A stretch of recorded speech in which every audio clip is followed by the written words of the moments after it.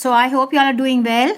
So we have a very interesting question before us. We have to find out the value of alpha plus beta provided they have given certain values. All right. So to start with, okay, we know that. What do we know that? That sine alpha is equal to half. Okay, as they have put it over here.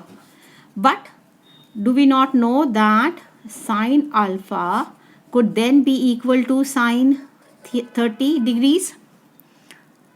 Isn't it?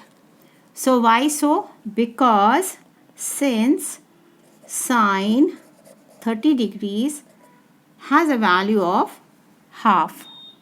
Alright? So in that case, we know the value of alpha now, and therefore, okay, from equation 1 and equation 2, we derive that, okay, alpha is equal to 30 degrees. Okay. What about the next one? This one. So for the next one, we know that cos beta has been given as 1 by 2. Isn't it? So, do we not know that cos beta therefore becomes equal to cos 60 degrees? And why so?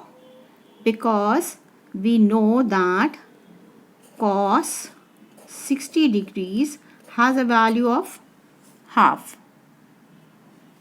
Alright.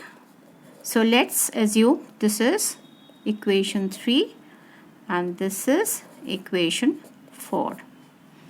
Now from these two we derive that r beta is equal to 60 degrees. Isn't it? Because cos beta equates with cos 60 degrees, since the value of 60 degrees is half and cos beta has also a value of half, which means that if we cut this, we know that beta is equal to 60 degrees. In the same manner, if we cut sine here, we get alpha equals to 30 degrees. Now the sum is very clear to us. Okay, so from this we know that, okay, alpha plus beta will be equal to 30 degrees plus 60 degrees. Alright guys,